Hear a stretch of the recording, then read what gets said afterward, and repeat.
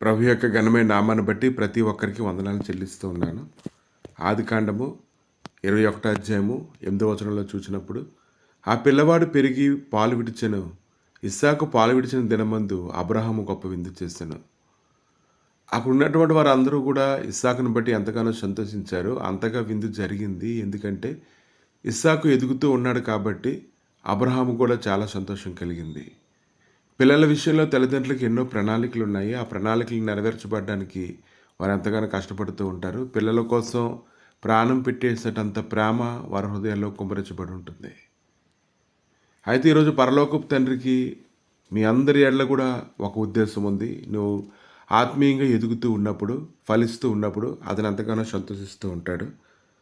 అతను ఎంతగా సంతోషిస్తూ ఉంటాడంటే కీర్తన గ్రంథము 132 అధ్యాయము 17వ వచనంలో, అక్కడ దావీదునకు కొమ్ము మొలవ చేసేదను, నా అభిషిక్తుని కొరకు నేనచ్చట ఒక దీపం సిద్ధపరిచి ఉన్నాను. కనుక దేవునికి చాలా సంతోషంగా ఉంది దావీదుని బట్టి. దావీదు మార్పు చెందుతూ ఉన్నప్పుడు, దేవుడు అప్పగించినటువంటి పని కొరకు అతడు చెక్కబడుతూ ఉన్నప్పుడు, ఒక గొర్రెల కాపరి ఒక రాజ్యాన్ని పరిపాలించేటువంటి వ్యక్తిగా ఉండడం అనేది సామాన్యమైన విషయం అయితే కాదు. అది మనుషులు ఇచ్చినటువంటి తర్పీదు అయితే కాదు. కానీ దేవుడే దావీదుకి ఒక తర్పీదునిచ్చాడు. దావీదు ఆ తర్పీదుకి లోబడి దేవునికి ఇష్టడుగా ఉండడానికి అతను కష్టపడ్డాడు. కనుక ఈరోజు భూమి మీద దేవుని యొక్క రాజ్య మహిమ నిమిత్తము, ఆ యొక్క రాజ్యం యొక్క సన్నిధి విస్తరించే నిమిత్తము అనేక మంది పనివారుగా దేవుడు సిద్ధపరుచుకుంటూ ఉన్నాడు. వారు ఆ యొక్క పనిలోని నైపుణ్యతని కలిగి పనిచేస్తూ ఉన్నప్పుడు దేవుని హృదయంలో ఎంతగానో సంతోషంగా ఉంది.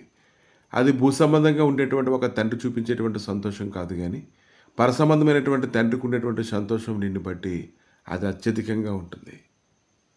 అపోస్తల కార్యాలు 9వ అధ్యాయము 15వ వచనంలో అయితే, అందుకు ప్రభువు నీ వెలుము, అన్ని జనుల ఎదుటను, రాజుల ఎదుటను, ఇశ్రాయేలు ఎదుటను నా నామం భరించుటకు ఇతడు నేను ఏర్పరచుకున్న సాధనమై ఉన్నాడు.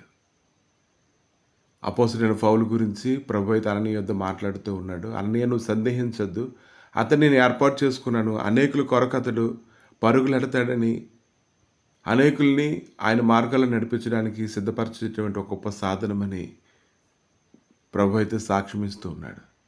కనుక ఈరోజు నువ్వు ఫలిస్తూ ఉంటే దేవునికి ఎంత సంతోషంగా ఉంటుందో నీకు అర్థమవుతుంది కదా.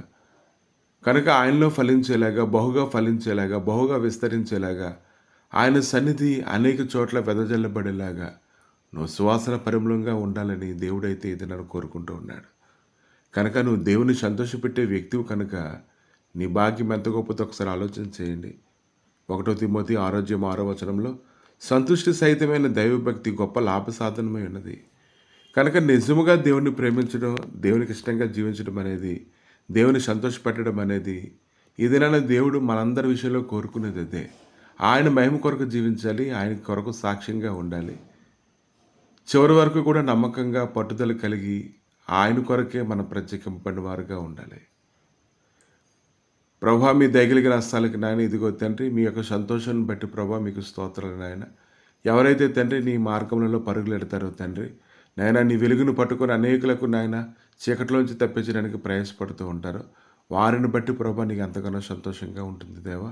నాయన ఇదిగో తండ్రి, నీవు రాజ్య మహిమ విస్తరించబడి నిమిత్తము అనేక మందిని తండ్రి నీ కొరకు ప్రత్యేకంగా సిద్ధపరచుకుంటుండగా అందులో ప్రతి ఒక్కరూ ఉండేలాగా నాయన కృప దయచేసి తండ్రి, నీ యొక్క హృదయము తండ్రి ప్రతి ఒక్కరికి గ్రహింపయ్యేలాగా, అర్థం చేసుకునేలాగా, సంతోషముగా చేసేలాగా, లోబడేలాగా సహాయం చేయమని, మీరే మహిమగంత ప్రభావాలు పొందమని యేసుక్రీస్తు నామములు అడిగి వేడుకుంటున్నాం తండ్రి. ఆమేన్.